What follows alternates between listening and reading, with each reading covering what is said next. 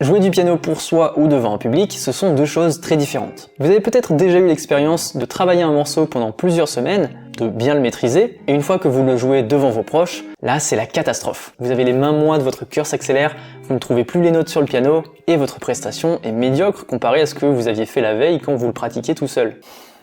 J'ai peur de devoir vous annoncer une mauvaise nouvelle. Vous êtes atteint du trac.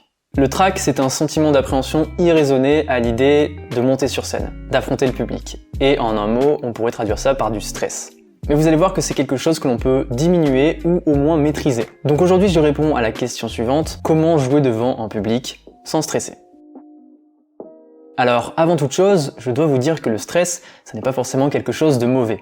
Que vous jouiez simplement devant votre professeur, votre copain, copine, devant vos amis, ou à l'inverse devant un public, sachez que stresser, c'est normal. Et vous avez deux réponses au stress. Scénario 1, ça vous donne des ailes, vous donnez le meilleur de vous-même et vous êtes transcendé, comme touché par la grâce divine. Dans ce cas-là, si vous n'avez jamais travaillé sur votre stress et que vous faites partie des gens qui naturellement sont plutôt à l'aise avec le stress et en font même quelque chose de bien, eh bien vous faites partie d'une minorité chanceuse. Scénario 2, vous paniquez, vous perdez vos moyens, pas de bol. Et c'est ce scénario qui nous intéresse parce que vous allez voir qu'on peut faire plein de choses, améliorer la situation et vous sentir mieux, vous sentir moins stressé quand vous devez jouer devant un public. Transformer du coup une réaction négative au stress en une réaction positive. Encore une fois, le stress, c'est normal, donc pas de panique. Ok, après ce petit disclaimer, le premier conseil concret que j'ai pour vous, c'est de vous filmer. Filmez-vous régulièrement. Quand j'ai commencé à faire des tutos de piano sur YouTube, je me suis rendu compte d'une chose, j'avais énormément de mal à me filmer pendant que je jouais. En fait, se filmer, c'est s'habituer à être observé. Quand vous serez sur scène, vous serez de toute façon regardé,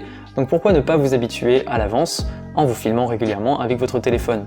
Donc posez votre téléphone sur le bord de votre piano, filmez-vous, ou enregistrez-vous avec la fonction dictaphone, et c'est parti. Vous vous mettrez en condition de représentation et vous vous habituerez au regard extérieur. En plus de tenir un journal de bord de vos progrès, vous serez de plus en plus à l'aise devant cet objet inanimé, comme là je suis en train de le faire, je suis en train de parler à une caméra. Une caméra c'est un objet mécanique, mais j'imagine bien qu'il y a des humains qui sont derrière, donc finalement c'est la même chose, c'est la même pression d'être observé. Donc c'est pareil, au début vous ne serez pas à l'aise, mais à force de le faire et de le refaire, vous serez de plus en plus à l'aise, et par extension ça deviendra plus simple de jouer devant un public.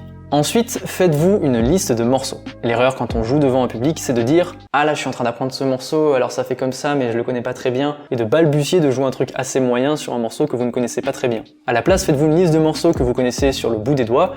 Sur le bout des doigts. Je fais des jeux de mots ringards, je fais même plus exprès. Donc faites-vous cette liste de morceaux et ne jouez que cela lorsque vous êtes en représentation.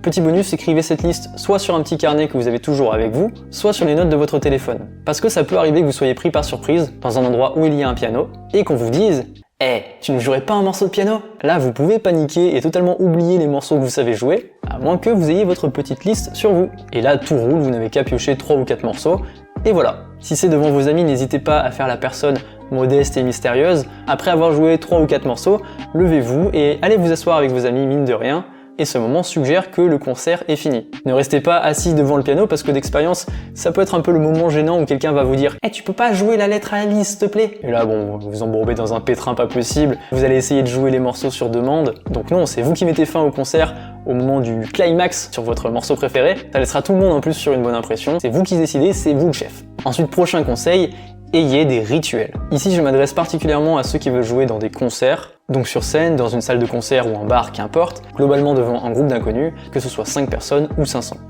Et bien là, je n'ai que 2 mots à vous dire, Rafael Nadal.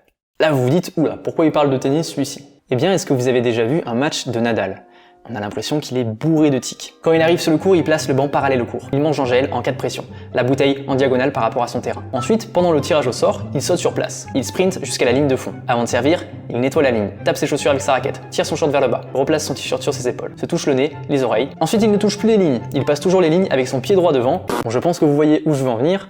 Tous ces tics, en fait, ce sont des rituels. Des rituels, des gris-gris, ou en tout cas des choses qui le mettent en confiance pendant un match. Alors évidemment, c'est un cas extrême, mais vous aussi, vous pouvez avoir votre propre petit rituel quand vous vous installez au piano pour donner un concert. Peut-être vous vous étirez les doigts, passez la main sur le piano, prendre une grande inspiration, toutes ces choses qui peuvent être répétées et amener des éléments routiniers et rassurants dans un environnement qui ne semble pas l'être. Vous pouvez également vous intéresser à la PNL, et non, je ne parle pas de ces deux gars-là, mais bien de la programmation neurolinguistique. Très schématiquement, c'est une science qui vous permet d'associer des souvenirs à des mots et de vous répéter ces mots pour vous conditionner mentalement à être dans le bon état d'esprit.